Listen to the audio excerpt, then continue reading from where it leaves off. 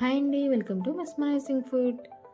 దొండకాయ పచ్చడిని సింపుల్గా అలాగే టేస్టీగా ఎలా చేసుకోవాలో చూపిస్తానండి. ప్రాసెస్ చూద్దాము. ముందుగా దొండకాయని 1/2 kg తీసుకొని ఈ విధంగా కట్ చేసుకొని ప్లేట్లో పెట్టుకోండి. 2 టమాటాలని 20 నుండి 25 వరకు పచ్చిమిర్చిని కూడా కట్ చేసుకొని ప్లేట్లో పెట్టుకోండి. 1 టేబుల్ స్పూన్ వేరుశనగ గుండు, కొద్దిగా చింతపండు, 10 వెల్లుల్లి రెబ్బలు, 1 టేబుల్ స్పూన్ జీలకర్ర, అలాగే 1 టేబుల్ స్పూన్ ధనియాలు ప్లేట్లో పెట్టుకొని పక్కన పెట్టుకోండి. 1 టేబుల్ స్పూన్ ఆయిల్ వేసుకొని అది హీట్ అయిన తర్వాత పచ్చిమిర్చిని యాడ్ చేసుకోండి.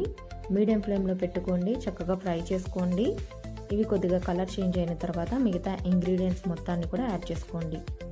ముందే ఇవి వేసుకుంటే ఊరికే మాడిపోతాయండి, అందుకని పచ్చిమిర్చి వేగిన తర్వాత వీటిని యాడ్ చేసుకొని ఈ విధంగా గోల్డెన్ కలర్ వచ్చే వరకు ఫ్రై చేసుకోండి.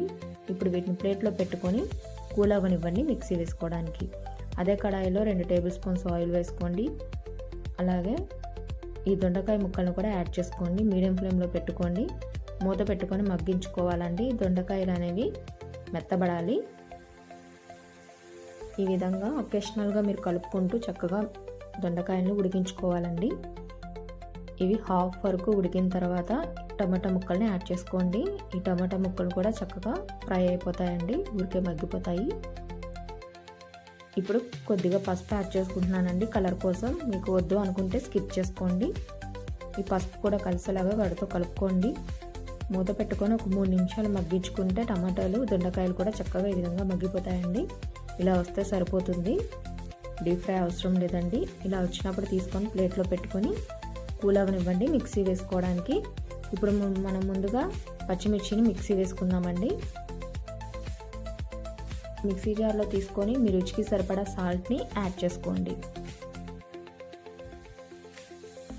మూత పెట్టుకొని బరకగా ఈ విధంగా పేస్ట్ లాగా చేసుకోవాలండి. ఇప్పుడు దొండకాయ ముక్కలను కూడా యాడ్ చేసుకోండి. మూత పెట్టుకొని 1-2 సార్లు మిక్సీ తిప్పితే సరిపోతుందండి. కొద్దిగా దొండకాయ ముక్కలు తగులుతూ రోట్లో నూరిన పచ్చడిలాగా అనిపిస్తుందండి. ఇప్పుడు తాలింపు పెట్టుకుందాము. 3 టేబుల్ స్పూన్స్ ఆయిల్ వేసుకోండి. తాలింపు గింజలు, 1/2 టేబుల్ స్పూన్ ఆవాలు, జీలకర్ర వేసుకోండి. ఎండుమిర్చి 4-5 వెల్లుల్లి రెబ్బలను కచ్చాపచ్చగా దంచుకొని వేసుకోండి. తాలింపు అనేది గోల్డెన్ కలర్ వచ్చిన తర్వాత ఈ చట్నీని యాడ్ చేసుకొని 2 నిమిషాలైనా ఫ్రై చేసుకోండి. అంతేనండి, సింపుల్గా చేసుకోవచ్చు. ఇలాంటి రెసిపీస్ కోసం తప్పకుండా సబ్స్క్రైబ్ చేయండి. Thank you for watching.